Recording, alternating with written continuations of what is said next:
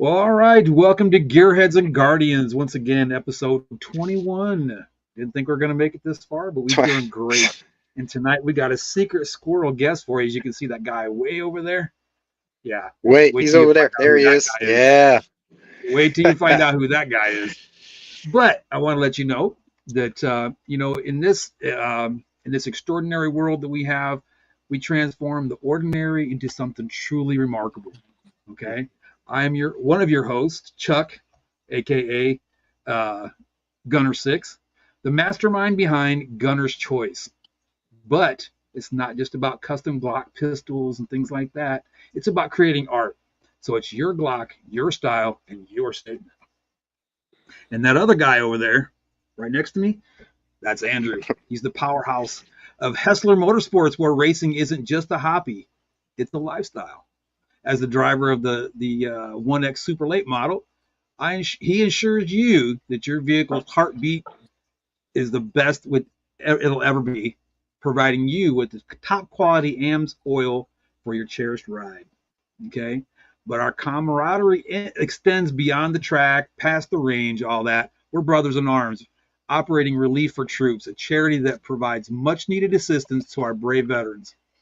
And remember, most importantly, we always say this every week, okay? If you're thinking about harming yourself, okay, gearheadsandguardians@gmail.com or dial 988, option one. Somebody's there to help you. If you email us, we'll help you as much as we can. We'll point you in the right direction. Veterans, we love you guys. So if there's anything we can do, let us know. All right. And with that being said, go ahead, Nitro. Tell everybody who this wild man I is. look, man. I got to do it. This right here is one of the coolest things. That we've talked about a long time. Chuck is how can we expand our viewership, and how do we get people within the racing community or gun community or veterans on our show so we can go back to grassroots and actually Amen. give their life perspective of where they come from instead of all the flamboyant stuff. And we have a special person from Jacksonville, Oregon. Tanner Holmes is one of the, I'm going to say, not just an up and comer in sprint car racing. You've been doing this for a few years, right? But he is one of those shoes that he went from Oregon up and down the coast over there and stepped into racing against the Wool of Outlaws, the high limit series, and he held his own. He held his own, 20 years old. And I've been watching this young kid ever since he started his channel in a sprint car. Tanner, thank you so much for being here. Coming on to Gearheads and Guardians. Welcome. Thank you. No, man, I'm super excited to get a chance to talk to you guys today. I do all I do in life through my talking, and so luckily it's one of the talents I guess I got. But no, excited. Thanks for having me. Well, it's funny, you and I talked We're about honored. this precursor earlier today. We can babble, and so that's what makes us very compatible. But um, you know, Tanner, you've been racing actually almost all your life, and I say your young childhood Yeah. into your teens into your early 20s now. But when you stepped into a sprint car, now I grew up in Iowa, watched Sammy Swindell, Bobby Allen. I watched all those guys Yeah. race up there. But when you got into a wing car, was your aspiration any from any driver, or was it just something that, you know what, I started here, I got the outlaw carts, and I moved up. It's just natural to go into an open wheel car. I think it was just the path that made the most sense. I mean, I think every area has their like what they're racing. It wouldn't make sense for me to go and be an asphalt racer because there was almost no asphalt racing, in it kind of close to me, right? So for Hmm. me, outlaw carts was my thing because that like I live in possibly one of the best areas to be an outlaw kart racer and get started. Micros are also an option out here on the West Coast, but like I said, you have to do a lot more traveling, so it just didn't make sense to race micros. So for me, we got outlaw carts, and then like I said, that transition was into sprint cars because we have a good sprint car scene out here on the West Coast, and kind of in my area there was a limited sprint division, which is kind of unique to our area. Every class or every part of the country probably has their own starter class, whether it's a crate sprint or a 305 or for us, we had limiteds, which is like a steel block 360. And it was actually the time I was coming into it, it was a good time to be involved. There was a lot of cars. I mean, we would go places and race against, a bad night of cars was 16 cars in the class. Some of our big nights Wow. had 30 or 35. So, I mean, it was very healthy before the pandemic and stuff. So, yeah, it just made sense. I hit it at a good time and probably one of its peaks of the division. So that's kind of what that transition looked like. And I was pretty clear on what I wanted to do. I wanted to be a World of Outlaw driver. I wanted to get to 410s. People ask me kind of all the time if you have aspirations to do more. And I think obviously we all would love to, be in NASCAR and stuff like that. But I just think for just about, you have the whole entire racing, everyone that is involved in racing and, the amount of people that are going to get to do that is that. So, obviously, like I said, you always want to do that. But for me, it was just like, I need to be a wing sprint car driver. And that's going to be my best chance at making a living doing this. I was, and I'm gonna say me because I'm a driver too, and my teammate Landon Souter, we have a shop. We race late models. He's got a crate. I got I have a half super because I don't have my motor together yet. But if you go back to the early days of your kart racing, right, and where you're located. In fact, we were just talking about Oregon and compared to the Midwest and what have you not. From that time until now, and then not sprint cars, but karting and racing in general, from where you are in the South, is there a fan base, or is everything just kind of shrinking because of cost? Because you talked about, it used to be this and now it's kind of going this way and the things you have to deal with. But when you talk to the early days of karting and where the karts are now, is that kind of the same situation with them too? It's I wouldn't say so. I think things go through their different it's hard to say. So like racing is really healthy out here in Northern California for the kart stuff, and in some ways bigger than ever. We had some of our biggest races like this in I guess it was January/February. We raced kind of like January 31st through February 3rd. There was a big race out in Reno, Nevada. It was $10,000 to win for a kart race. We had 115 karts in my class. So I mean, there's definitely, and we won that race, so that was cool. But there's way cool, man. There's situations where like the karting is very healthy. There's more races going on. There's more people kind of trying to promote. So I wouldn't say so, but I do think it comes and goes in waves in all the classes. Sometimes if there's for a couple of years not a lot of people get involved, then as that group of kids moves up, maybe they have less karts in those divisions, and then it cycles through, if that makes sense.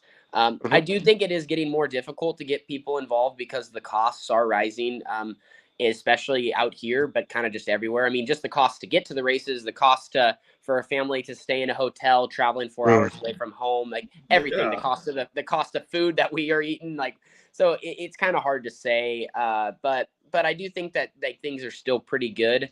I just think that outlaw kart racing is definitely not suffering as much as some of the other divisions. It seems like in the bigger cars, local racing is actually what's suffering, and outlaw karts are local racing. But what I'm trying to touch on is bigger cars. It seems like local racing is suffering the most because they're struggling to get more people to show up to pay the more money that is needed for teams to still run. While therefore most people are just saving their money for their few big shows they can go to a year that pay a lot of money, whether that's in modifieds, late models, or sprint cars. So it's hard. Everybody's kind of penny pinching, and the guys that are trying to still race their 25 or 30 times a year at their local track every Saturday night just is starting to make less and less sense, I feel. So it's really hard to say what to do, but I definitely think on the West Coast is affected almost the most. Also, on top of that, we have a lot more restrictions on what we can do, with our tracks, and so we run into some difficulties there, but it's just kind of a tough situation. I think things got really hard after the pandemic, so hopefully we're maybe build up, in the future, in the years to come, it can start getting better again. Right.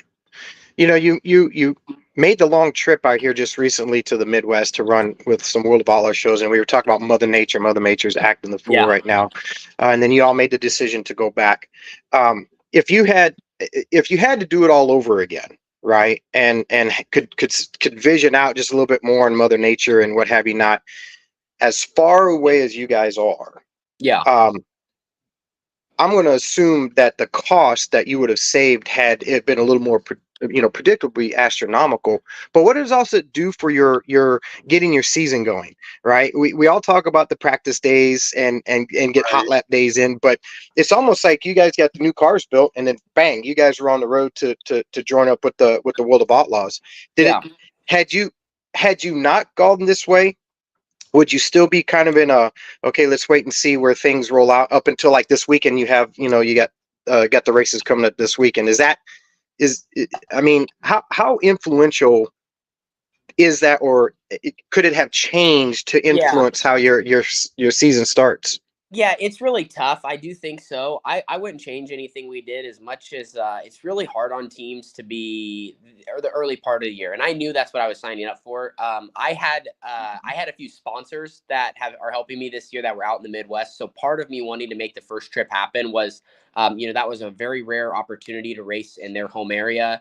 One of my partners, the boss, they're out of Dallas, so their big Hmm. night was Texas Motor Speedway on NASCAR weekend.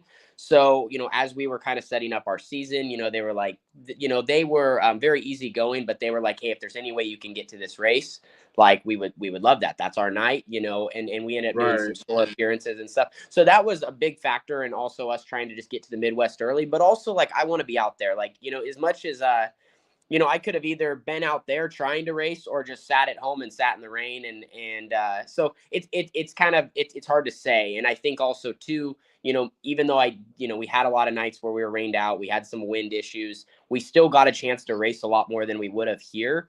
Hmm. And the races that we were doing, as much as we had some difficulties, and those are very important races because we're going to some really good tracks, some places that we're definitely going to go to again. We crossed them off our list. We got an opportunity to build that notebook where the West Coast, sometimes, I don't know what it is, but I feel like sometimes we struggle to see some more good racing, just because, I don't know how to say it, but sometimes we have some tracks. I feel like that they're just not as racy as what we see in the West. They're not Chico. as, yeah, they're just, they're, maybe whether they're rough, they're slick.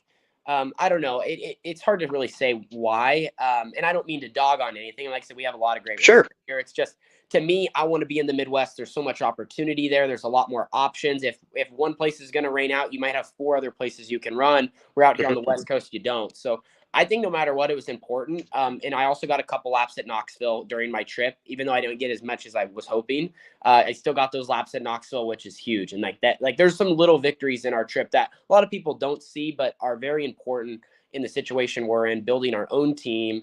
We're pretty much doing it mostly 100%, on our own. I had a little bit of help from one guy, which was really cool while I was out there. But we're just we're trying to build our stuff, and this year we have Sure. a lot of people that are helping our operation, and so like I said, trying to take care of them, and then also figure out our new cars, and Triple X is helping us with that, and so it's been great. Honestly, as much as it's been a struggle, it's really exciting to see where we're at with our own racing, and that we were I guess, like I said, racing basically at these outlaw and high limit shows, and it doesn't get any tougher. As much as I did Then that with Shark, Right. they've been on the road for 10 years and they have a proven operation, and that was the most incredible opportunity I could have ever gotten. But there's something about, I think, doing it with our own equipment. It's even more challenging, if that makes sense, right? So, Yeah. just Probably more really trying gratifying to. too.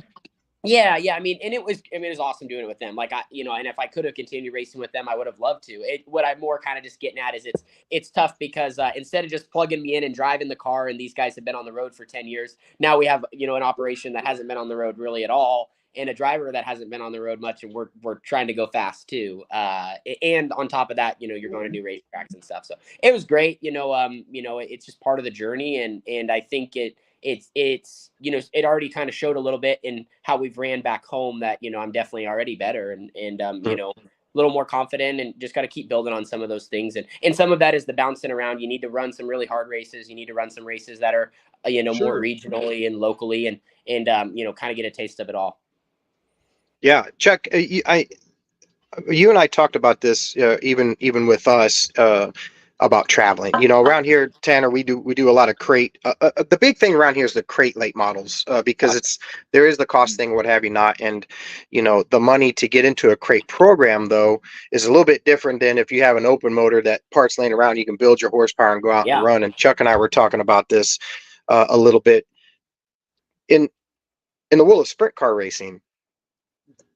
now that if you have those options up there where you live with the 360 and then you have the 305, a good friend of mine, family, I grew up working on his sprint car, Mike Archuleta out of New Mexico. He races sprint cars, but he runs a 305 class at Vado. And he used to run 360s, ran a couple 410s back in the day. But those different engine combinations, right? The cost to do one over the other, is it the same in sprint cars as it would be like us open cars or us, fendered cars? Is it the same deal where it's kind of like, okay, the majority of the motors out here are this, Yeah. and but a lot of the sanctioned big money races, you got to change your motors because it's going to be this. Yeah. But the track rules are going to be for this. But then you have a 410, 900 plus horsepower, and you have to come way out here to race it. Is that, is it the Yeah. same in all No. classes, or is it? I think in wing sprint cars right now, the main thing that makes sense is running a 410, especially with what High Limit and the Outlaws are doing. And we have this good, healthy competition with two series that are going up against each other. There's way more money that has ever been involved in dirt racing. There's never been more money than what there is today. And it was actually cool. I was at Red Dirt Raceway. There's a driver named Shane Stewart, which Shane Stewart is an incredible sprint car driver, retired now. He's in the promoting side. He owns a track, Port City, there, in Oklahoma. And he had got on the mic in the pit meeting. And it was just interesting from his perspective. He's like, man, now's the time to be a driver. Like, you guys need to enjoy this. Your career is not going to go forever. Like, this is an unbelievable time to be alive. You're going to look back and realize what you were living through. And so 410 racing is what makes sense. Basically, we also have the 360s, but 360 racing really doesn't make sense. You're spending, in my opinion, and most would say, like, the cost is almost the exact same, maybe a little bit less for a motor. And I mean, maybe the difference in $5,000 or $10,000, but they're about the same. And you still go through just about as many tires, maybe a little bit less. But like I said, all the parts and components, all the titanium, all the wheels, like everything is the exact same. And in a 410, you can race for, last year there was $1 million to win race. And most big 360 shows are 10 or 15 or maybe 20 grand if you're lucky. But and now 410 racing, every outlaw or high limit race you go to is $10,000 to win, which they've always been 10, but there's a lot of 15 and 20 and almost, and I think there's 4 or 5 50,000 to win races, and there's 4 or 500,000 to win. I'm going to be going up to Skagit in about 6 weeks, and I'm going to race for $62,000 with my 410 sprint car. And I'm going to go back to Skagit in August and race for $100,000. So at that track alone, I could win 162 grand in 2 nights. So, so there's just that, or Gold Cup this year is 4 hours south of my house. It pays 100 grand to win. So like 410 racing is just unbelievable right now. And that's probably what makes, like I said, what makes the most sense. There's not really anything else that does.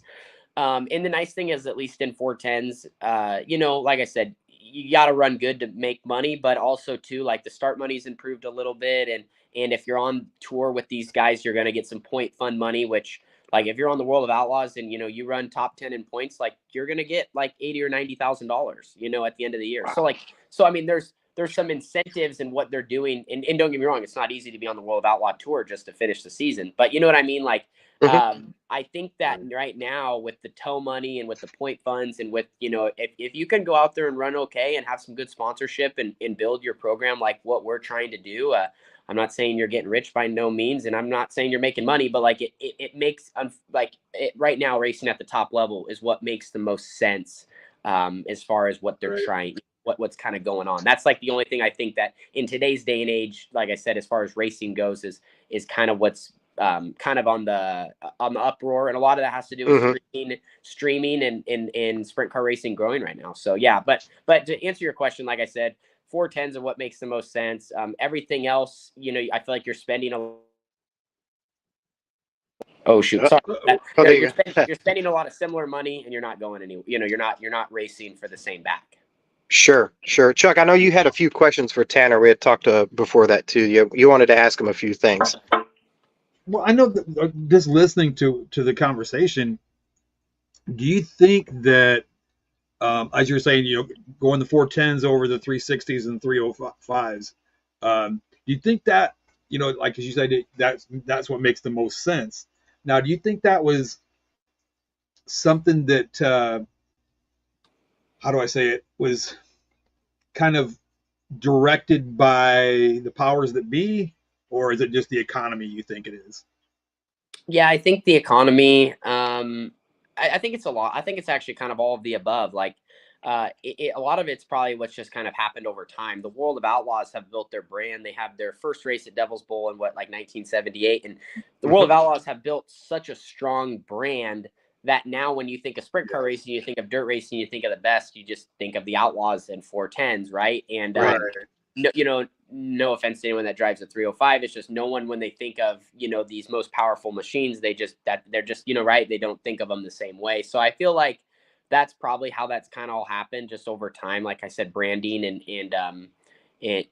with that being said, like also too, there's a lot of guys in 305s and 360s that are incredible that could probably be great 410 drivers that just don't have the opportunity, Right. don't have the funding, whatever the situation. And so that is kind of the unfortunate part of our sport. But yeah, I think it's just, I think too, if, like I said, if you go to a 410 race and you go to any other sprint car, even 360s, like the noticeable difference, if you stand 3 feet from a fence and watch a 410 sprint car go by, like what you feel, and it's this like you don't understand how someone could even control or go that fast. Right. In most places, Exactly. it's Exactly.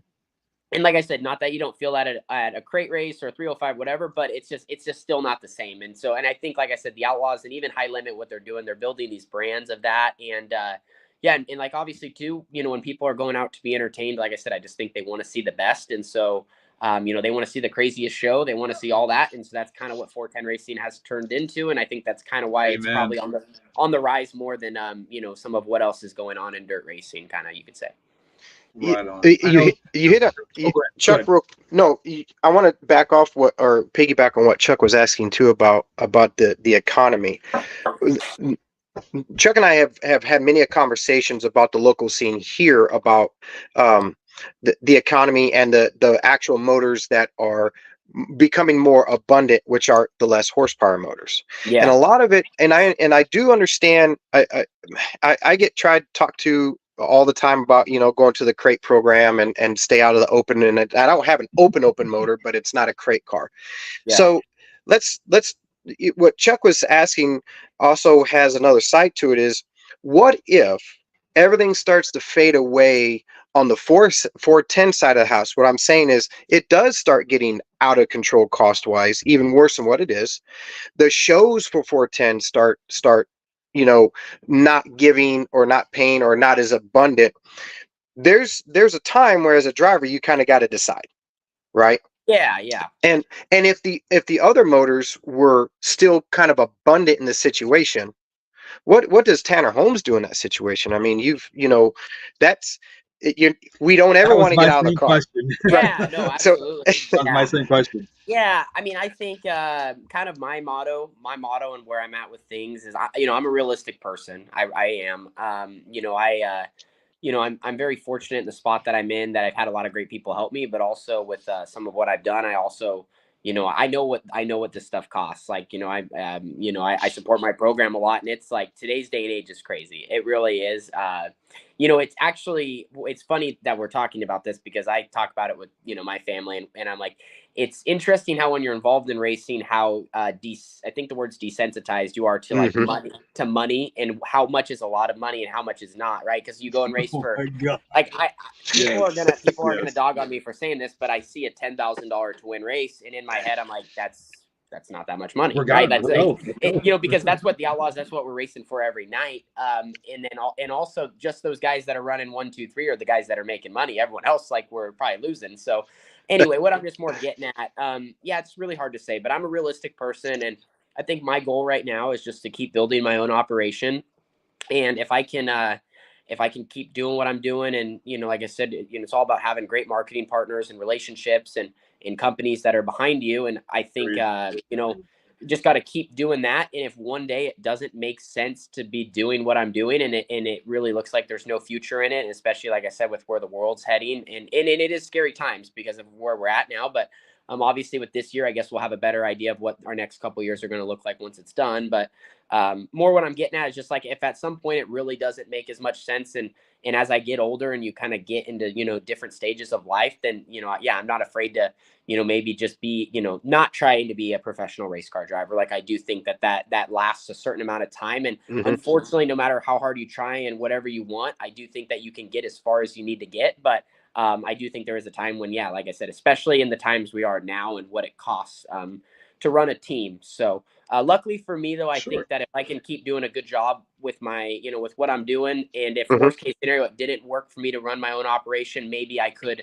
I think I could probably hopefully find some opportunities for some cars to drive that, maybe not saying that they would be the, because there's not a lot of seats available, but, usually drivers can bounce around for a little bit and maybe make some opportunities work, and people that, are wanting to spend in sprint car racing. So kind of just, taking it one at a time. But it's hard to say. I think, though, if 410 racing and all that starts happening, I would say that dirt racing, I think, would just be in a lot of trouble anyway, which, I mean, like I said, it is in a little bit of trouble now, but there's also a positive side and a lot of money. So it'll be interesting to see what the next 5 years look like. And I think quickly with everything going on now, we'll see how sustainable it is.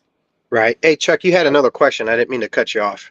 No, I wanted just to let them know, and as you know, Andrew and I are both prior staff sergeants in the Army. Yep. And, one thing that I always used to tell my soldiers, they get all, butt hurt about this or that or the other, or they might get down on their luck or whatever have you, and I always tell them, don't stop dreaming. Don't stop dreaming. Whatever you do, don't stop dreaming. And when people tell you, and I used to always get mad at people, they reach for the stars, reach for the stars. No, man, reach past those stars. Keep on reaching.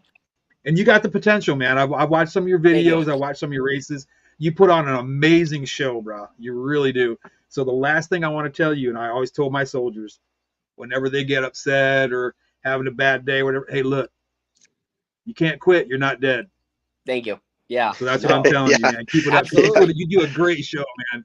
I was watching last night on my phone. I'm laying there in the bed. I couldn't go to sleep because I was thinking about today. And I'm over here watching. Wow. Yep. Oh, wow. Yep. So, yeah. You put on a great show, man. Don't stop doing what you're doing, man. I appreciate that. Yeah, no, I think, that's a great perspective. I think too, it's easy in today's day and age, especially because of our phones and social media. And, it's easy to get so caught up in the moment of things. But, this is a long game. This is a long game, and you never, I know I'm the same way. I never like sounding like the motivational person, but really, I mean, it's a long game, and who is to say we don't know what our steps are ahead of us and what that means. And, like I said, just because things aren't going good for someone right now doesn't mean in 2 years or 5 years or 10 years, or I might not end up being the greatest race car driver, but what if I end up being the best car owner once I'm 40 years old? I don't know. You just don't, right? You don't know what your journey looks like, or like, who is to say that, maybe Carly doesn't end up being the greatest crew chief or whatever, right? We just have no idea. Like, that's the cool part about life. So, yeah. Tanner, I want to kind of shift gears real quick to the Devil's Bowl experience, right? We live here in San Antonio, and Chuck, sorry, I didn't mean to cut you off if you were going to ask another question. When you hit on something about streaming and videos and content. Now, I'm 46 years old, all right? And the drive to get into the car as a 20-year-old, you would think as it gets older, it kind of tends to like, oh, we got to get up, we got to grind tires, we got to groove and sipe, and we got to do all this stuff. I started my career late. I was still in the Army, and I finally got to start around. I started racing in 2009, and I get up, and I still have this drive to get in the car that I did back in the day.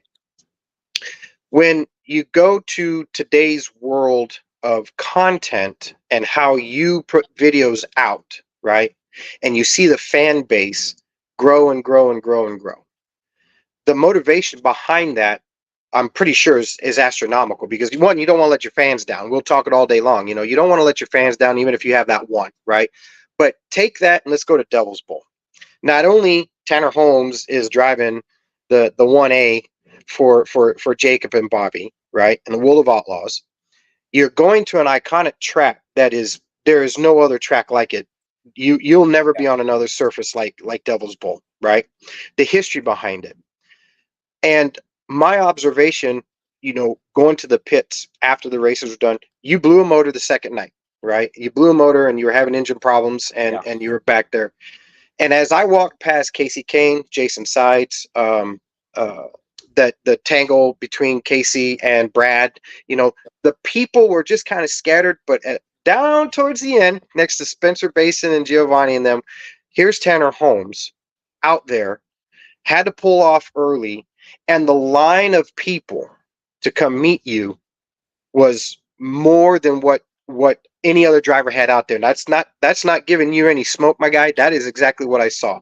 Talk to us about the importance of what you hit on in today's racing, and not just sprint cars, but today's racing, building a content, and then having that following even when there are problems and you can't make a show or something happens.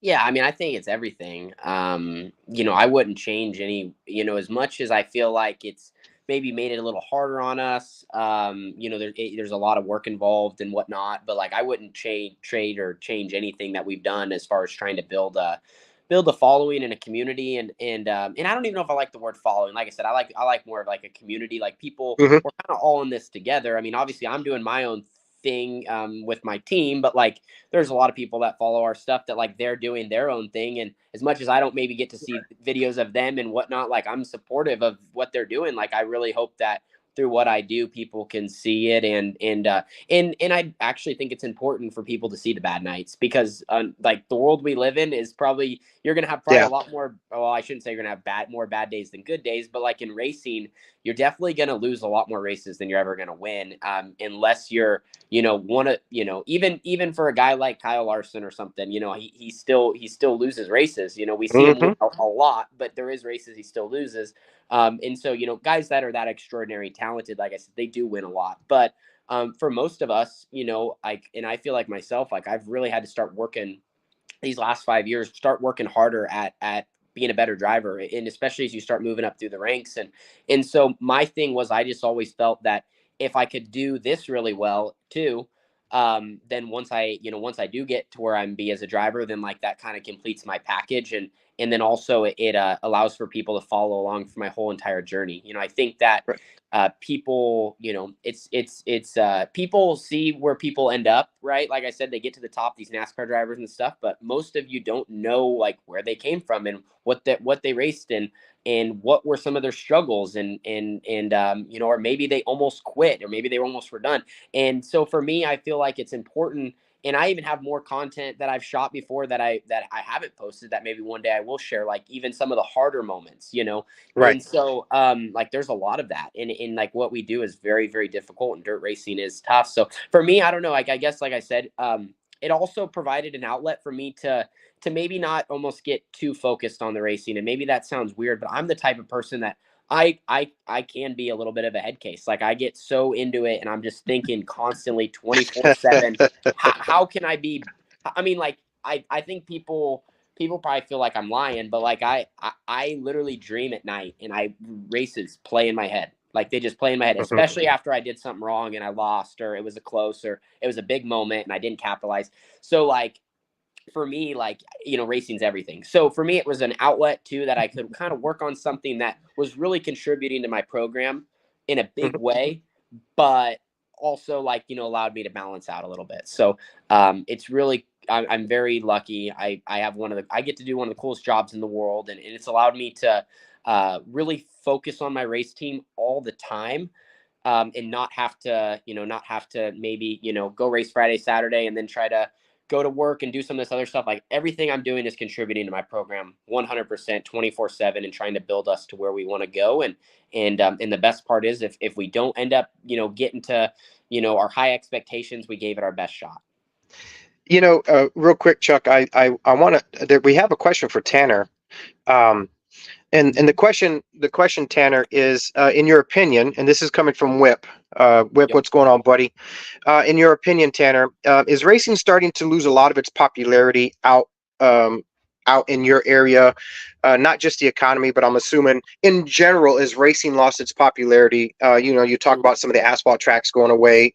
They're over there in Chicago. They lost a NASCAR track up there, but what's your take on that question? Yeah, I don't really know. I don't know exactly what the answer is. It is tough.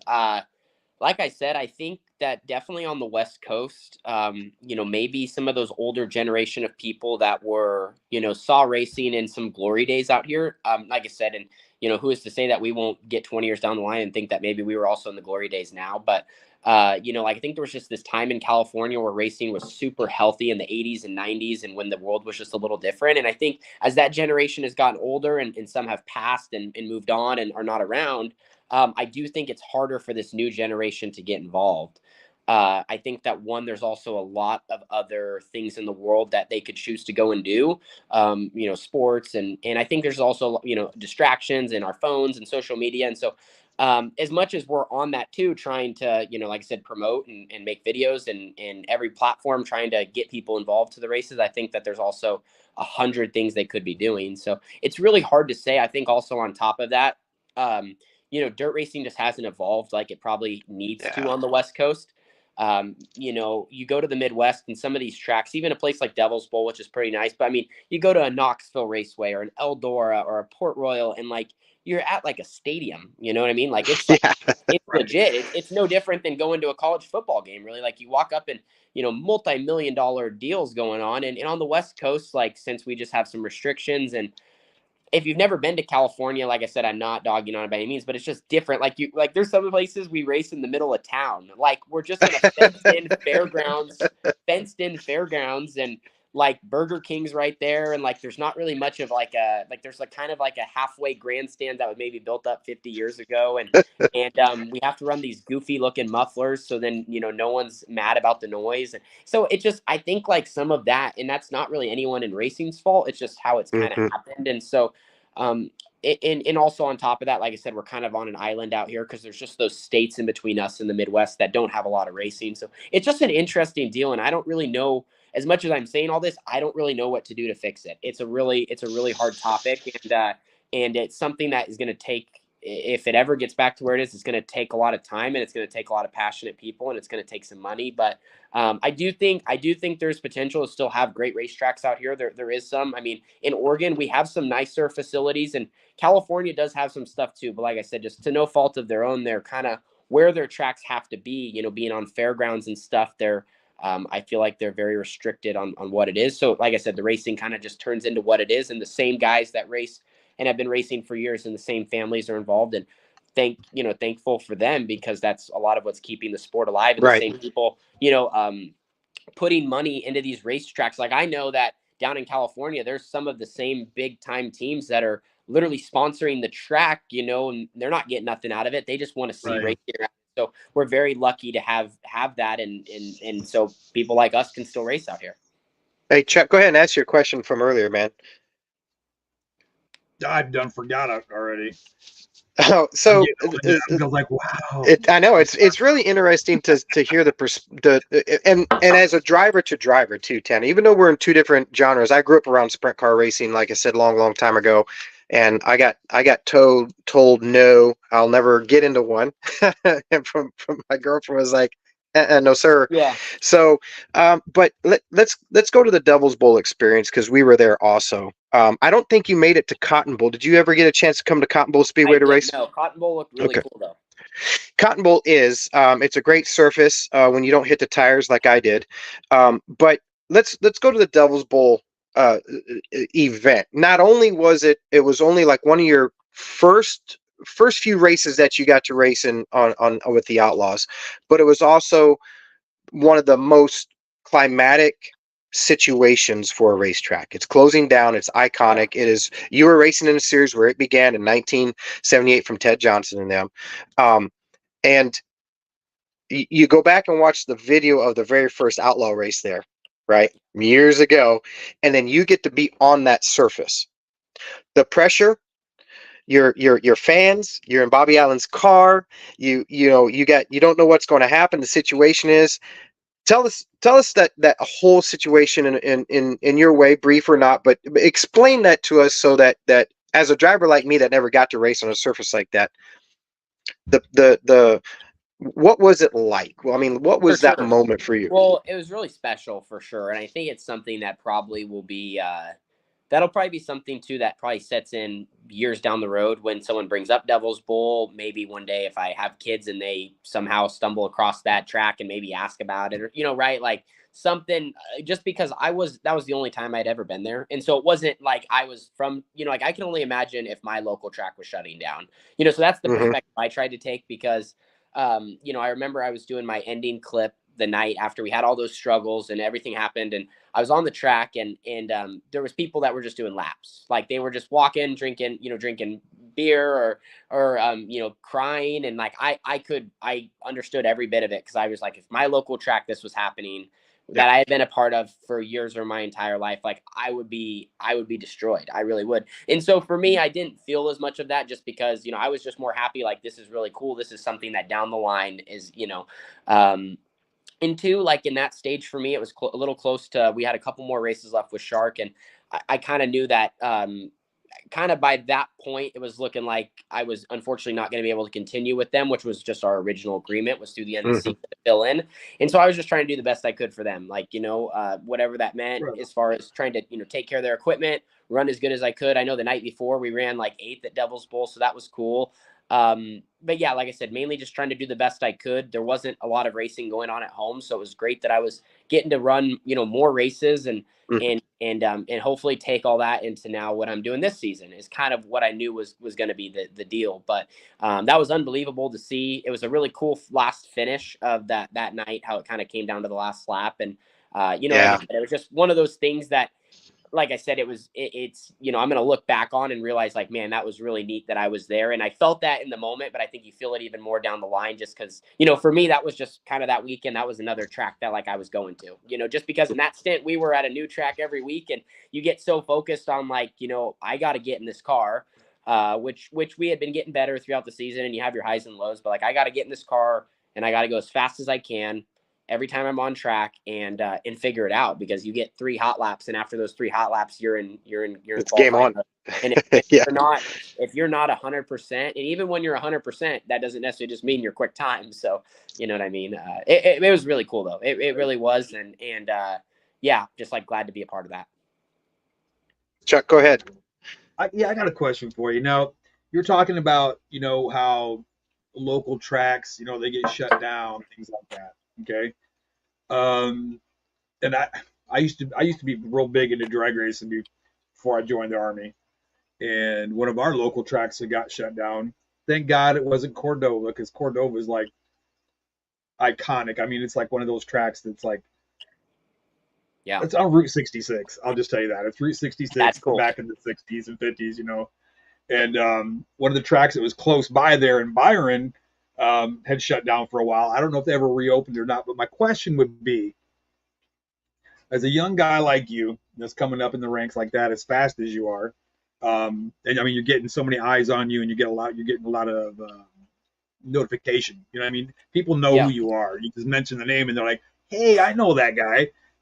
So my question would be, as a young driver and an influencer as well on social media, what would be your advice to a community that has a track that's looking like it might go south?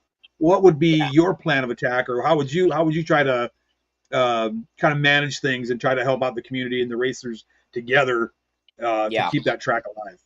For sure. Okay, so everything I'm about to say is all easier said than done here. This is God. This is deep. That's deep right here. We got Tanner Holmes deep now. This is a nightmare situation. Because and even my local track kind of, actually, no, they did kind of experience this a little bit. So we have a track out here, Southern Oregon Speedway, and during the pandemic, it went abandoned. And I even made a video about it. Just kind of it. For a period of time, it sat there and no one did anything. And the owner or promoter had abandoned it, and then new people took it over, and now it's beautiful, and they're starting to put more money into it, and I believe they're successful, and they got some great sponsorship. But anyway, I feel like it's one of those situations where you definitely need, everyone has to be in it together. And I think like what happened there is people came out, volunteered their time, cleaned up the facility. Obviously you need to have the best possible product. So I think that's the number one. Obviously you got to clean up the facility, make it as nice as possible.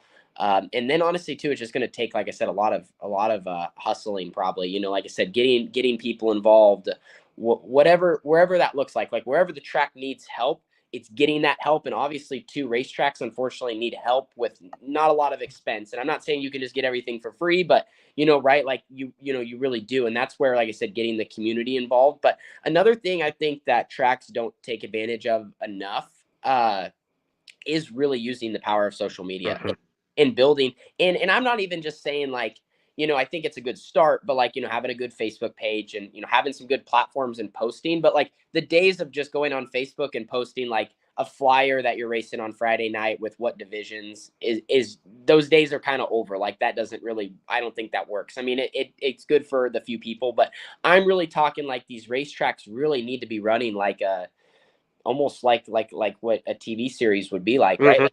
Like you need your local drivers to be the stars, and Right.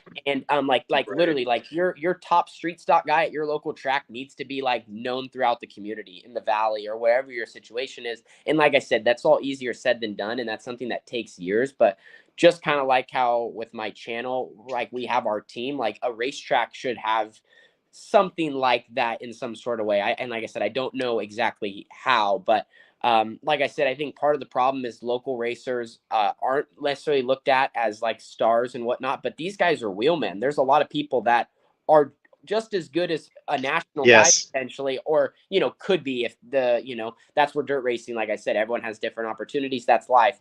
But so I think really today it's all about your advertising. It's all about your marketing of it. And, because you gotta get people away from all the distractions of what are in the current world. Right. And so like I said, that's all easier said than done. I'm not saying that would fix a track that's going downhill. That there's so many things to unpackage of why or where and when, and at the end of the day, it takes a lot of people, it takes a lot of hours, it takes a lot of money. But I definitely think that if racetracks kind of took more advantage of, like I said, getting people involved and getting people to know the drivers, and it's all about forming that connection, and that's what brings people back and wants to see the rivalries and to see the personalities clash and to see the good racing and to drink the $4 beer, and you know what I mean. So it's all about overall experience and grabbing people and getting them involved, and then also too, I think race tracks really got to be honest with themselves about setting a good schedule and something that makes sense. I think we might be in times where maybe racing every Saturday night is not necessarily the best thing to do. Maybe you got to race twice a month, or maybe I don't know. You work with other tracks around you, but I think everybody racing 40 times a year, and there's 5 tracks in one state, and they're all trying to race as much as possible. And I know that as a track, you need to race to make money, but there's got to be some compromise. And so I think that's really important. And the only other thing I would say to piggyback off of that is,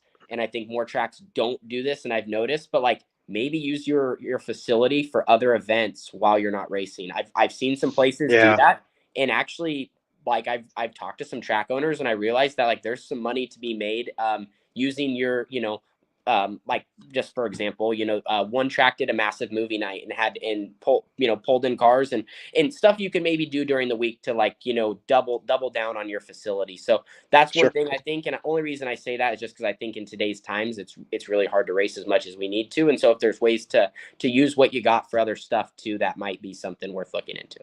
I want to. You said something about social media, and our buddy Mark O'Donnell. He's actually the other president of our charity, Mark O'Donnell. He's in the chat, and he had mentioned that we have Race on Texas here. But I want to pull the layers of that one real quick back, Tanner.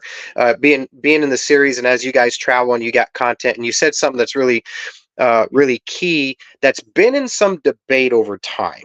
Right. There's a lot of tracks, and I'm going to say more East Coast, Pennsylvania, Virginia, what have you not, that they've actually seen some of the tracks have just seen a not a downfall, but a degradation in the amount of fans that go to the racetrack. Now, obviously, the economy is the way it is, but there had been a lot of talk that because there are so many social media outlets, you got Dirt Vision, you got Flow. Over in Vado, you have, it was FYE, and I don't know what the new one is now, but Royal Jones uses there's another streaming platform. Do you think that um, that argument is like a true valid argument, or do you think that it's more of just a perspective that people just, they don't want to take the time to go out to the local track, so they want to sit there and be keyboard warriors? Or do you think truly there is an imbalance of social media, television? Because they said it one time too, and real quick, they had a conversation one time on Flow Racing about uh, why do we not see sprint car racing alone televised on TV live like they used to do back in the day of TNN, Diamond P Sports. They used to go to Knoxville and do the Knoxville Nationals. Yeah. And they came up with a great point. A sprint car show is not a short show if you have a lot of cars. It's not. They have to get push started. The wrecks are they can be pretty violent, and what have you not. But is it fair to say that we have to blame a lot of that on the actual being able to televise at different racetracks? Or do you really just think that's kind of just like a scapegoat to say, man, I don't want to drive an hour and a half to go watch the races, but I really want to watch them, so I'm just going to watch on TV? Yeah, I think it's a mix. To first tackle the television part is I would actually agree that I don't think sprint cars need to be on TV. I don't think that our program fits the model. I think that the live streaming route is a much better route. With that being said, though, I think it's a combination of both. I think one, that streaming has, I mean, we would all agree that streaming has made it easier to not go to the races and not really miss much, right? Like, you see a great show, like, yeah, you can't watch throughout the field or whatnot. You kind of see what the cameras are catching. But I mean, I think most people would say, like, it's a lot better to be sitting in the comfort of your home and not out in 55-degree weather, like I said, and paid $20 to get in, when you can watch on your streaming service that you probably didn't, pay as much for. So yeah, I do think, I think live streaming has been an amazing addition. It's why actually 410s and what I do is racing for the amount of money, because some of these streaming services are, there's a split and there's all that involved. And so I think like what Flow and Dirt Vision is doing is great. One of the best, and I can't take credit for this opinion, but I heard it and I was like, I actually can't agree with that more. And people are not going to like this opinion, but Donnie Schatz, on an interview, he said that he believes that the streaming services should cost more than they do. And when I heard that and him really get into in depth, I could not agree more. So, like, I think that the streaming services, one, they've made it, like I said, so easy to sit at home for really a pretty low price if you look at what you're getting. Yeah. Flow Racing, you can watch, if you're a race fan, you can watch racing almost every night of the week, any type of car, all this exclusive content. Dirt Vision is very similar. You get all these tracks, you get the Outlaws, you get this and that. And like I said, that's great. Like, the fact that they can provide that for us is unbelievable. But I just think that, like I said, for how low of an entry to get all that entertainment, it has probably hurt the attendance a little bit. Like I said, people don't want to go driving on nights when maybe earlier, late in the season, like I said, when it's colder, when it's harder to get to the races, there's busy, there's things going on. You got things going on in the summer.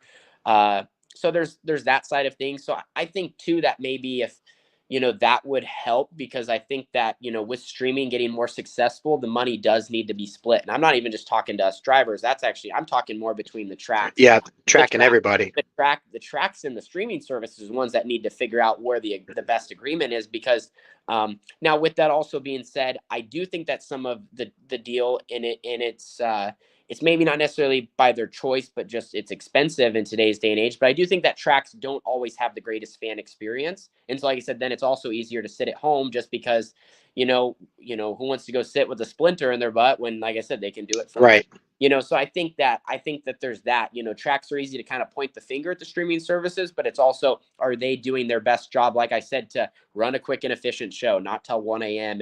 and have a fair admission price where they can make money and pay the person, the fans can get something, and have good food at a reasonable price, like I said, where everybody wins, and maybe have something that is keeping the fans engaged in a good experience, like I said, a good show. At the end of the day, our on-track product is everything, and that's everything. So if you don't have a good on-track product, like I said, it's a lot easier to sit at home and scroll from one race to the next. So I would say, to compensate for all that, like I said, tracks got to really look in the mirror and do their best, and streaming services needed like there really needs to be a fair split on some of that. And then Mm-hmm. also too, like I said, I think if streaming services cost more, I think it's like the desensitized money. We've gotten so used to paying such a little amount for so many races.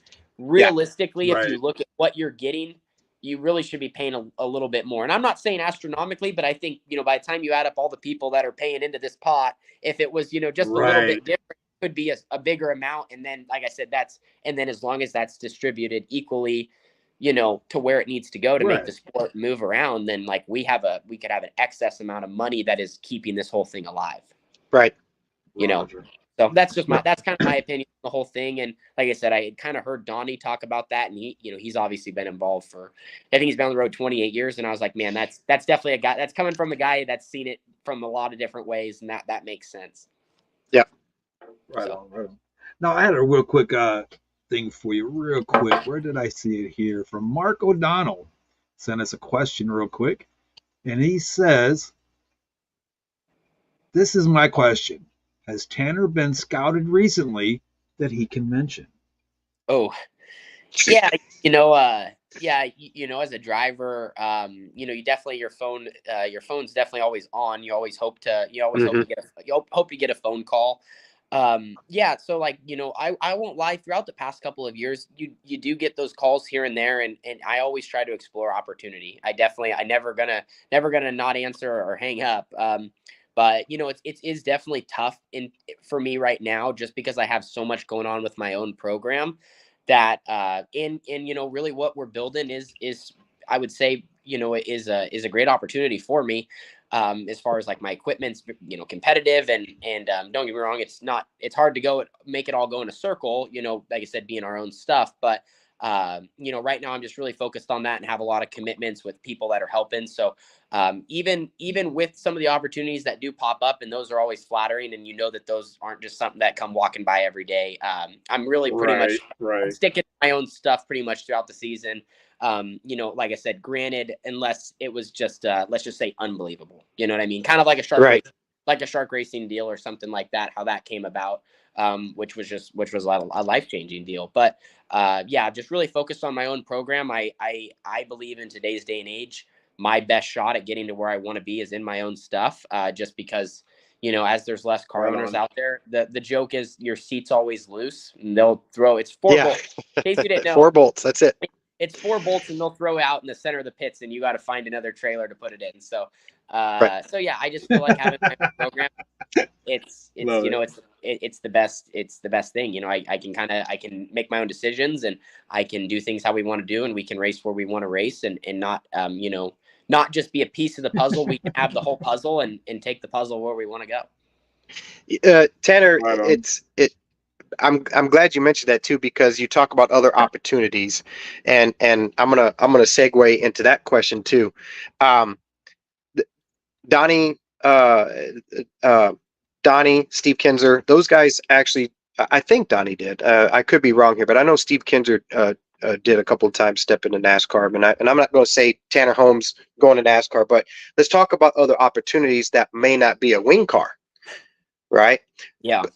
I don't know. I don't know if you're up on the late model world, but Brandon Sheppard. Yeah. Who if you have known Brandon Sheppard his entire career from what's known, you'd have never thought the guy drove a sprint car before. Yeah. And it came out that he's dabbled in it a little bit. So he was, got his start a couple weeks ago, or was it last weekend or weekend before that he actually stepped into a World of Outlaw race, and he had fun. He said it was kind of like riding a bike. You don't ever forget how to do it. But let's talk Tanner Holmes in that situation, right? Yeah. There's the Wild West Shootout at Vado is where the World of Outlaws and Lucas Oil and all the big late model guys go out there to New Mexico and race at Royal Jones. Amazing facility if you have not been at it, right? Yeah. So let's say, hey, Tanner Holmes, we have an all aluminum, super late. We got everything 17 times lined in the trailer. What do you need? Go ahead and come and strap into a big car. Is that a yes or a no? I mean, yeah, I think that definitely is probably a yes. I would ask if I could get one test night. That would be kind of nice. But no, I'm never against that. It's actually funny.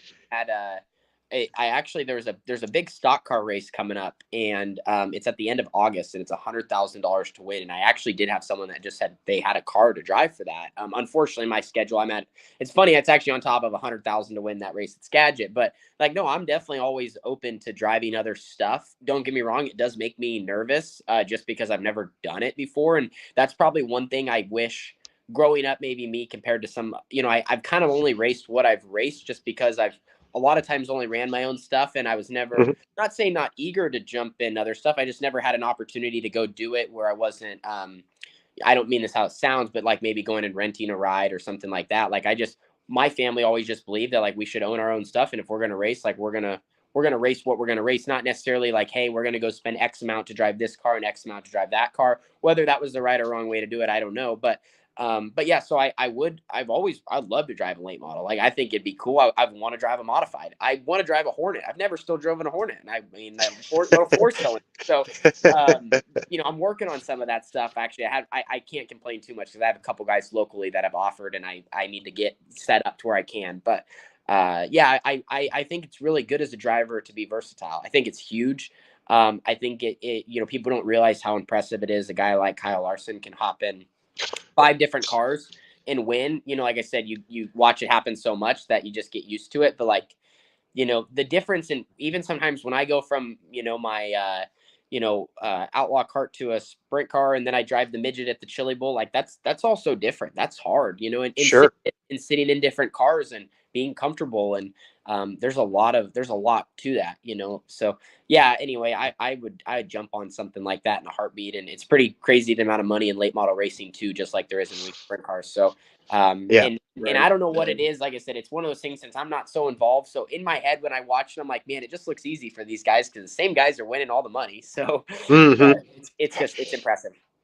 Yeah, late models compared to sprint cars, and I've never driven a sprint car, but I've been around them for a very long time. But they're violent, but they're not violent in an unstable way like a sprint Yeah. car is, right? So that would be the transition for you. Is one, your car is actually eight 8 feet wide, and Yeah. it's 17 feet long, and the vision is almost like a sprint car, except for the wing board. Obviously, it comes down on the right side, and for us, when the car leans over, then we're kind of the vision gets a little short. But I think that was something that I've always, not just you, but I've always found impressive for guys to go, yeah, I'll try it. Um, it's kind of like getting in Bobby Allen's car, Yeah. right? It's not your gear. Now you're used to sprint cars, but that's been an outlaw team for years, right? Yeah. That's legendary. That's Bobby Allen. And Jacob Allen is an amazing sprint car driver also, and it's good gear. But when you hop into something like that, whether it's a different type of car or that, eh, the pressure to, I know you say, you got into Bobby's car and you said, I got to go out there and run fast and I got to run hard and what have you not. Somewhere in the back of Tanner's mind though was, please don't trash this. Please don't let something Yeah. happen. Please. Did you pull back a little bit? And would you do that if someone like me, if I, and not that I have any good gear, I drive a rocket, and I'd be like, hey Tanner, come drive this thing because I don't know what the hell I'm doing in it. But would the pressure be, or is the pressure the same for you and your own gear, and it's your own money compared to someone else at that caliber and it's their money? Yeah, I think that's probably where that's probably where like my situation, I can probably maybe fault myself a little bit, is since I've only ever driven my own stuff, and I know, I mean, when I crash the thing, I know what it's like to fix it because I'm right there fixing it. I know what it Right. costs so I think like that side of it is probably where I can be a little bit more timid when I hop in other people's stuff. And that might be one of my downfalls. And that was kind of how, well, with Bobby, I mean, I was able to jump in and go fast right away, which was great. That's what I was actually most nervous about. And I had told him, I said, my main job here right now, and the coolest thing ever was driving for Bobby because he was, I mean, if I don't know, the amount of stories I gained in 3 or 4 months was crazy. But a situation like that was just like, go as fast as I can and take care of equipment because Shark Racing, as much as they've been on the road, I mean, they're one of the, you could say they do it. I always say they do what guys do with, my arms are spread out with this much, they do. So, Right. and I do that. And so, yeah, so when I hop in other people's stuff, my main goal is always to take care of it and do the best job I can. just because I know what that's like. No one wants to have a driver that's, crashes, every other weekend. So, reckless or something. so yeah, that's definitely something that's probably a little bit more in my head than other guys. And I've kind of actually worked on trying to not, because I think, like I said, that can be a downfall as you as a driver. And anytime you're worried, obviously, about that, you're not going to go as fast as you need to be. So, but it's just part of the sport. Right. Right. Your sister, we're gonna, because I wanted to talk about the East Coast swing that you guys took with Bobby Allen and those tracks out there, but I want to real quick, your sister, the amount of what could I call it? For me, when I have problems or things go wrong, if there wasn't bad luck, Andrew Hessler wouldn't have any luck at all. Carly has been on a roller coaster, Yeah. ever since her hard wreck, at Southern Oregon, right? That was Southern Oregon that happened. Right? No, Cottage Grove is where it happened. Cottage Grove, yeah, and where she was leading, and a driver made a mistake, and there was nowhere to go. But ever since that coming through, she has persevered. She recovered, got into a sprint car, right? Goes karting. She breaks her foot, I believe, her foot or her leg, yeah. And then here she is in the videos. I'm telling you, the kid's resilient. Like, and she's running around, and every video you have of her, or where you're at a track, she's out there running around, hopping around. She's got a boot on. She's doing all this stuff. Talk to us about how that your little sister being that mentor, but then having someone like your little sister be able to go, I need this done to the car, and here she goes, wham, and she makes it happen. Tell us a little bit about that relationship, and then how you took that over to the East Coast, and you guys worked on Bobby Allen's team, because you guys were shorthanded. I mean, really, truth, it was your dad, your mom, you, Carly, and Bobby, and I believe one other person, right? Yeah, basically. So yeah, no, I mean, having Carly is unbelievable. I wouldn't be where I'm at today without her. I mean that. And I think, yeah, I mean, I think too, like, it's one of those situations, as I've talked about, like, we obviously just get so used to being around her. I know how hard she works, but like, that's just Carly. So like, when you say all that stuff, what it looks like from your perspective, I'm like, well, that's just Carly. Like, she's 110%. And what's good about her is when she is doing something, she's there to do it well. And she is really good at being focused and getting a job done a certain way, and being, like I said, down to the T. Like, she's not just like, hey, we're gonna do this. It's like, we're gonna do this right, and it's gonna be done. And that's actually funny, where she kind of gets a little more mad at me, because I can be scatterbrained and I'm trying to do 100 things at once or whatever. So it's great having her in our program, because she really keeps things nice and neat, and no loose ends. So yeah, no, I mean, like I said, she's an unbelievable talent, and she's good behind the wheel. I feel sad that she hasn't really maybe got the right opportunities to race, just because of how things have fell. She's obviously been injured. Then also too, like, it's tough to run us both, right? We both race karts, and it's one thing to race karts when we can all fit in the same trailer, but then if I'm trying to sprint car race, and I'm trying to sprint car race at one level, and she's trying to race at a different level, and we kind of both need each other, right? Like, and we both need our parents in a way, like, as far as where we're going. And so that's been a difficult side of things, but I think she's really adapted well. And like I said, now, I mean, she's just not much short of being a crew chief on a sprint car. Like, she can do it. And she knows just about everything, as far as how the car's working, and maintenance and all that. And right now, what she's really working on, and we're working on together as a team, is her watching the car go around and seeing, what does it need, what does it look like, where is it ill handling, where could it use more drive, where could it pick up, where could it be more down, where could it be more up, like all the things in terminology we would use, and then what adjustments to fix that. So Right. So we've been really working on that. But yeah, and then the whole Shark deal came about because they have 2 crew guys on Shark Racing, which, to say, most teams have 3, so Shark has 2. And one had an accident happened, and he had to go back home. So we were down to 1. And so Bobby was trying to find someone, basically. And he called me, and he's like, hey, do you know anyone? He's like, like, it's a paying position. Like, come, like, come work, like, be on the team. And I was like, oh, and nothing, like, in my head, I'm thinking Carly, but I don't say it right away. I'm like, well, I mean, I can make a phone call. Yeah, I'll get back with you. And he's like, all right. He's like, well, if you don't find someone, they had someone, it was up in Washington when it happened. He's like, and if you ever know Bobby, he speaks back and forth quick. So he's like, all right, I'll call you back. And he had something he was going to do.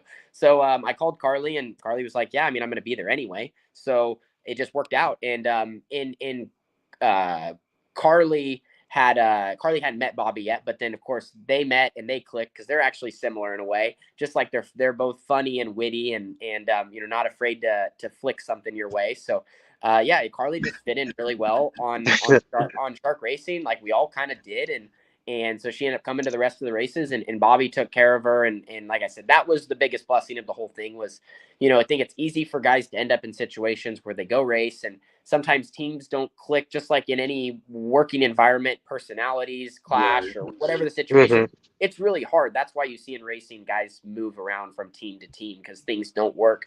But for us, like Shark Racing was a family deal. We come from a family deal. Like, I mean, I consider like those guys on our team still some of my closest friends. And the fact that, like the relationship I have with Bobby Allen is one of the things I'll cherish probably the most in my life. I mean, we still talk a lot. He'll call me, I'll call him. Hey, how was the races? He still looks out for us. So I mean, it's pretty unbelievable. And like I said, not only me, but Carly, like, he had called like, hey, what happened to Carly's foot? You know what I mean? Go, well, she broke it. Someone fell on it, on the track. So just a really, really cool deal. Really, can't say too much good stuff about, those guys. They really took care of us. Carly can wheel a sprint car. Yeah, and Chuck, I don't know. I'm gonna tell you, Chuck, and everybody that's watching to go check out Carly's channel, and actually, it's really cool to go back to if you're interested in someone's evolution if you're a fan of a race car driver, like I got to watch from the beginning, and what caught me about getting onto your YouTube was my first time in a sprint car, or my first time in this, or my first time in that. I always, believe it or not, I actually click on those videos because, like, okay, well, what did you do before, right? Yeah. And watching Carly evolve from that first time in your car, that she hot lapped, and then she got her car, and then she won. That first race was so awesome to see that she won. Take all that and her talent, and that she actually was the crew chief, we'll say it, for you on Shark Racing, and you did that whole East Coast swing, the latter part of the season. Was there any hope or any chance that her talent would be seen on a bigger scale than what you've been able to just being there at home? And that, do you think there's a, because I think there's a chance that if she could be seen driving her car more and seeing her progression as a sprint car driver, how do you think that could be moved forward? Or was there a little more hope, or is there still a lot of hope that, hey, you know what, Tanner, you're busy, but your sister can wheel a car? Yeah.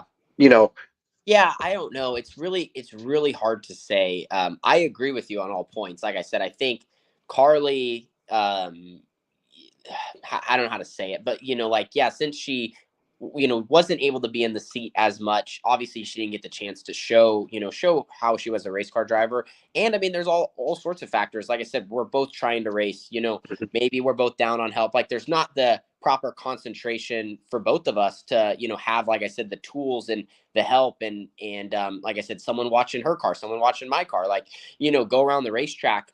Like some of when we were racing last year, I was setting up both of the cars, and then Carly was making adjustments wherever we were kind of working together on it. Like I was changing her car, I would change my car, we get back in, we both go race. Like I don't get a chance to watch her car. I'm just going off what she's telling me, and then we're making changes. So like, you see what I'm saying? Like it's just really that's a really difficult thing to do. Sure. And so yeah, I don't really know what the next steps are looking like with that. Like Carly and I have talked about it, but I also do think that there's a side of her that she does like working on it. And now obviously she's a part of my team. And she's, she's a paid employee of my race team. And she deserves it. I mean, she works her tail off, and so it's kind of hard to say, I think right now we're kind of taking it one at a time. I know she wants to get back behind the wheel, but also I know that, her foot injury, she is also, wants to make sure it's 100% healed. And, being that it was a foot, it making sure that it heals right so she can walk the same and all that, so she's not affected the rest of her life. Like that is something that is obviously a priority to her. So it's just hard, like I said, once you get into sprint cars too, the fact that we need to travel separately, it's not like you could just have two cars in one trailer without having a special trailer, which right now we don't have. And then also, like I said, we're both at different stages. Like, it's one thing for Shark Racing to both go to World of Outlaws race because Logan and Jake could both race World of Outlaws. But like for me, like, Carly would maybe need to be running more 360 and some local stuff. And like, I need to try to be out on the road. So that's kind of the hard part of it too. Sure. And Sure. so, and like I said, just what it takes to run two operations correctly too is difficult. So I don't know. I think it's all going to work out how it's going to work out. And who is to say that maybe down the line, maybe Carly's working on cars now, but maybe she wants to get back into it later and just kind of race in our area or wherever she ends up. Maybe we end up in the Midwest and there's a little more opportunity to race locally out there. So, and then, build to a different stage, but we'll kind of just see, but it's been great having her. I said I wouldn't be where I'm at without her. She's the first one to fix my broken stuff. And so, and then also, be the one to tell me to pull my head out of my rear end if I'm driving like an idiot, or the first one to say like, man, that was great. Like you drove good job. So, I get the best of both worlds there, and someone that I trust and can build me up and with confidence, right? Like that's what you need Sure. as a driver. So sure. Chuck, did you have a question? I just really wanted to ask. Let me get back over here. I'm trying to do like double. Yeah, we got a duty chat. here. You can't see it, Tanner, but we got a chat going on over here too. So Gotcha. we're trying to, yeah. I'm monitoring the chat. I'm making Yeah. banners so we can put Tanner Holmes merch right here. All that stuff Oh, scrolling yeah. at the bottom and all that. Now, what I do want to ask you though, real quick. I mean, we're on YouTube and we're on Facebook, right? How can people go check your channel out? What's the name of your channel? So your new fans can check you out. Mm-hmm. Yeah, basically, I mean, just type in Tanner Holmes on any platform. It's either Tanner Holmes or Tanner Holmes 18 because that's my number, and you can't miss my stuff. I mean, on YouTube, I'm probably a solid 2 times a week posting, but I try to post 2 or 3, maybe 4 if you're lucky. But if you're on Facebook, which is the other platform we hit hard, I mean, we're posting every day, so you get daily content of what's going on, where are we going racing, what's our opinion on the latest and greatest thing going on. Interviews and stuff like this, and we just we really, like I said, as far as social media goes, that's what I do. So we go as hard as we can just to keep people involved, whether it's how we check stagger, how we dismount tires, how we wash the cars, all the ins and outs. And this week we won, and this week we ran 15th, and we don't know why, but we're gonna fix that. So yep, that's what's what we're all about. Right on. And if anybody hasn't been to Tanner's any of his sites, you can he's a friend of ours on our Facebook also, and go check out his content and his YouTube content, especially going back and learning where you came from, Tanner. That the day that you posted when they finally allowed you to hot lap on Southern Oregon. Yep. and they opened it back up. I watched that whole story. And then you end up on the World of Outlaws, go from Oregon, and then go to the tracks on the Midwest to the East Coast, right?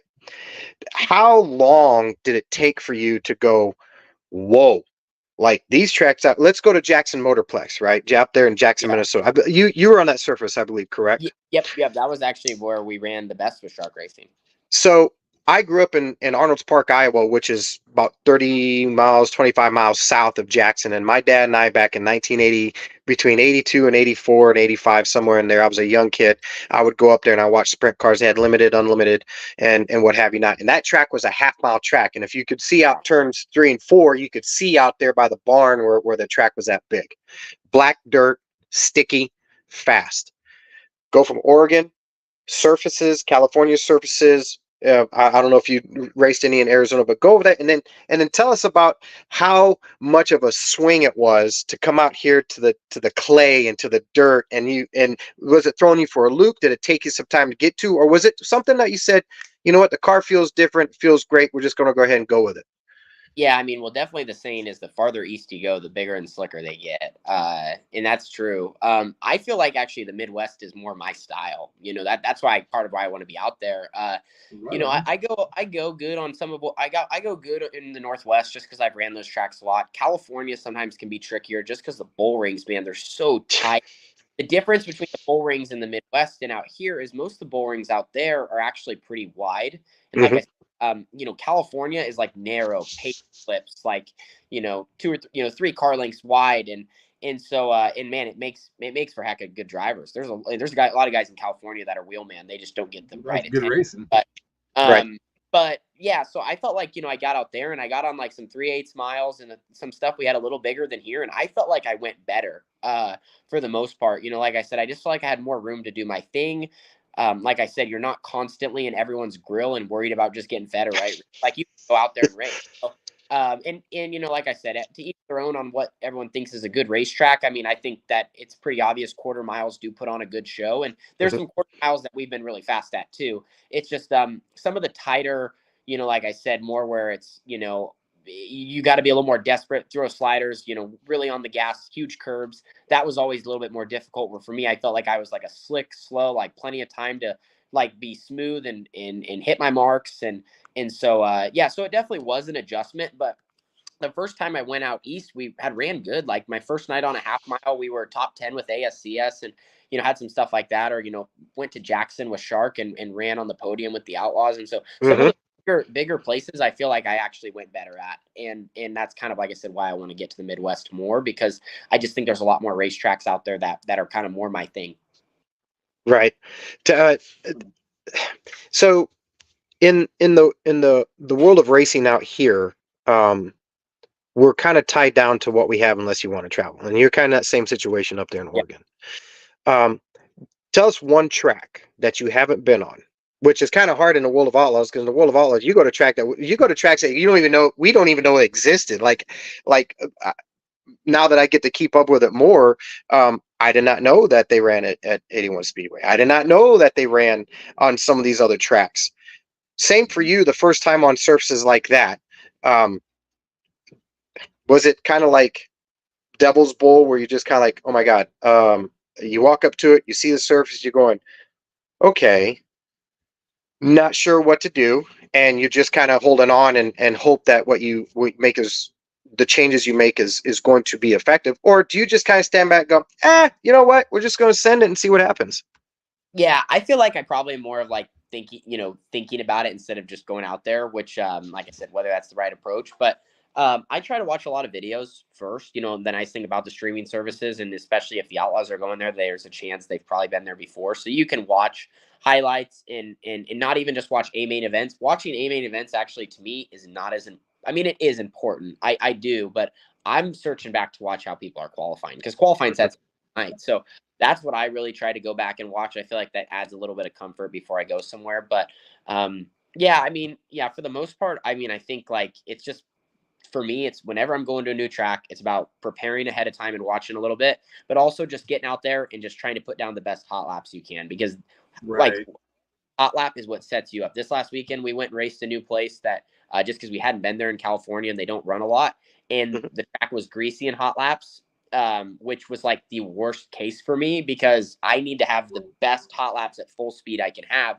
And so I didn't get a fair shot to run some laps around the place. So then it hurt me in qualifying, and then it probably out the night. I just didn't get a chance to build quickly on, and I didn't get a chance to feel my race car, how close was my car to where it needed to be, because I'm spinning in the water. So, when I go to a new place, it's like trying to run the hardest laps right away.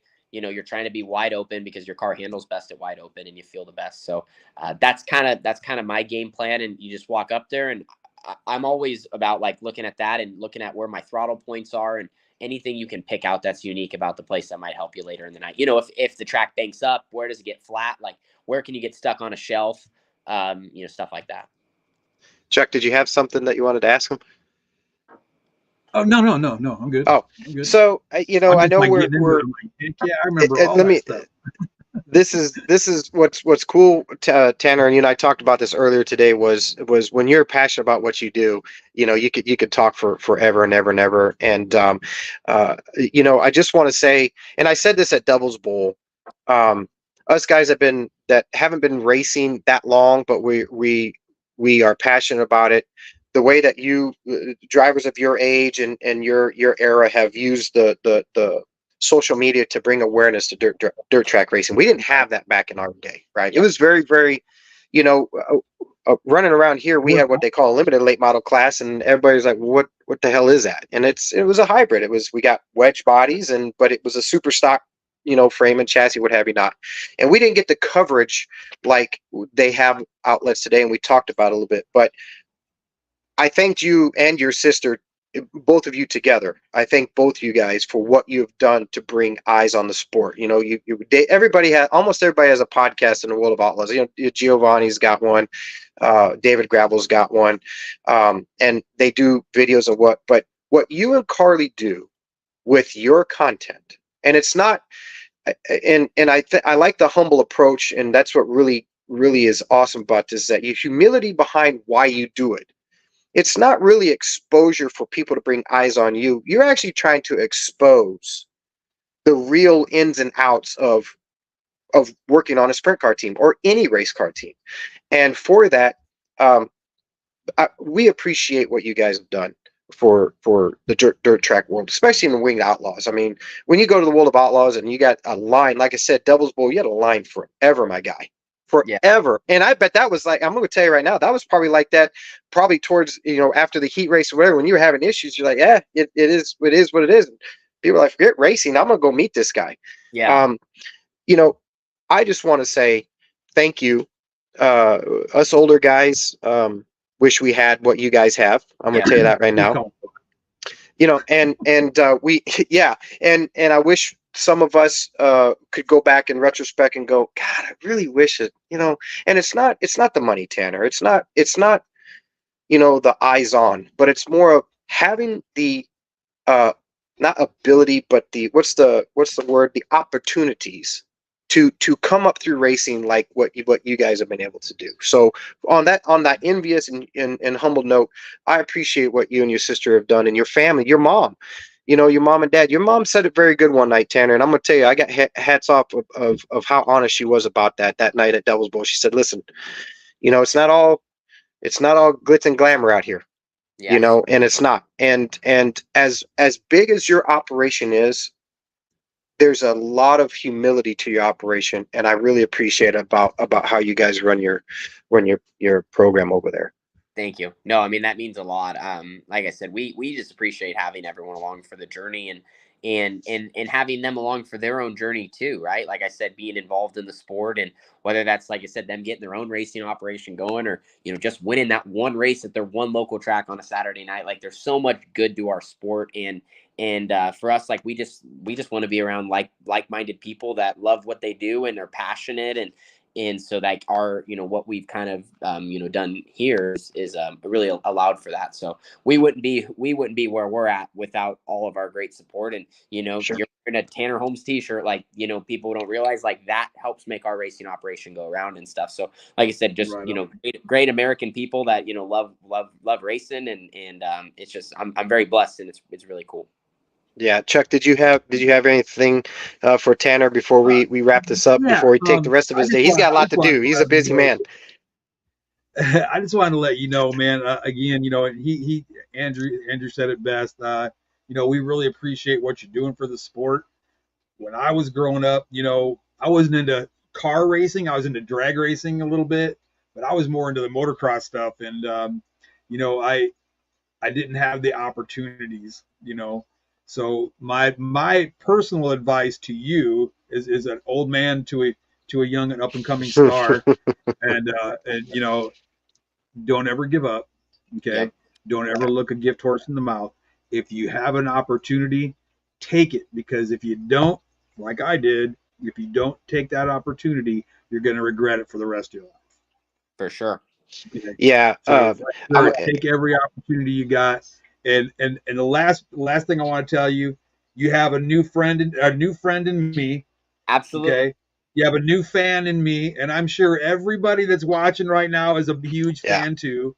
Okay. And the only thing I want to ask of you is, if you could, okay, send us an email at gearheadsandguardians@gmail.com. Send us an email, give us updates on how you're doing, and we'll put it out there for you. For sure. No, we appreciate that. Absolutely. I'd love that. I'd really love that, man. You know, and I also wanted to thank you, Tanner, for your support for the troops. We talked about that in our armed forces. You have family that was prior military and what have you not. And we talked about our charity and stuff. And we talked about how maybe we can work in the future Yeah, about, you know, what can we do? Because this is a big deal for us. Look, we're two old guys absolutely. that are that are trying to do some 21 was it the 21st century stuff here with some technology, right, which you guys are up on. But He said two thank you old for your guys. support in the, yeah, I know. I mean, it's crazy. You're 20, right, Tanner? You're 20 Yep, yep, years old, right? I, it's sad that I've been drinking for 26 years longer than he's been yep, alive, yep, man. yep, That's yep, insane. yep. But yes, thank you for your support of the troops. We talked about everything, our charities. We want to work with you in the future. Relief for Troops does. Gearheads and Guardians. We're going to get you some garb, Tanner. I got some hats Cool. here. We got some stuff we're going to get you. We'll talk offline. Is there anything you'd like to say? Anybody you'd like to thank? You know, we still got people watching. No, I mean, just thank you to you guys for having me, and definitely keep the show up and keep grinding, man. It's good. We need more content in the racing world, or about anything. I mean, content's kind of the world we live in. So, yeah, like I said, just thank you guys for what you do. Thank you for your service. Yeah, like I said, we wouldn't be free and whatnot without you guys, putting your lives on the line. So that's incredible. We Mark O'Donnell. Mark is just real quick is the other board member for our charity Relief for Troops, and he said thank you for your time. So for us at Relief for Troops, Tanner, thank you for everything, and then at the future that we have together as going forward. So we're going to go ahead and wrap it up, Chuck. I know this man has got stuff to do. Tanner, if you don't mind staying for a couple minutes after we go off air, we'll line up. But again, thank you, Tanner. Thank you for the show at Devil's Bowl. It was really awesome. That third place in the heat, I don't care what anybody says. That gave me goosebumps, because the first thing I said to my girlfriend when we going up there, I said, "Oh, Tanner Holmes is going to be up there on the bi-level racetrack of Devil's Bowl Speedway. We're going to go have a good time." And so thank you for everything. Chuck, you want to go ahead and wrap this thing up? Yeah, man, let's do it. First and foremost, y'all, it's always the same thing. We wrap it up with the same thing. If you're thinking about hurting yourself, 988. You do matter. We do care. Okay. Gearheadsandguardians@gmail.com. You can say, hey, Chuck, Drew, whatever. I'm feeling some kind of way. What can I do? Can you help me, man? You give us an email. We will definitely answer you. Okay. Yes. I want to make sure that we put it out there. It's get your Tanner Holmes merch right here. It says it's right here, guys. // www.tannerholmes.com/shop. Get your merch ASAP. And if you don't, you're wrong. And Gearheads and Guardians merch is we have the link for that too. We'll put up also relieffortroops.com or relieffortroops.org, info@relieffortroops at gmail.com. Please email us. We're here to help the veterans. We're here to get our brothers and sisters in arms that are injured, that need help. That's what we do that for. May 25th, we're going to be at the Shade Tree Saloon with Landon's car. Chuck, we're going to have Landon's car out there. My motor's probably not going to be ready for it, obviously. So we're going to have Landon's car out there. Veterans come out, sign the car, and come talk to us. And then in September, we're starting to step up the planning for our Relief for Troops charity event that we're going to have in September. So again, we got a lot going on. Tanner, thank you so much. We're going to see you down the road, buddy. And everybody else, I got nothing, man. I'm out. This made my night. If we never podcast again, it's been made, my friend. Let's say that. The goat. So again, guys, look, as always, shoot straight, be safe, go fast. Y'all be good. Take care. God bless you. Have a good night.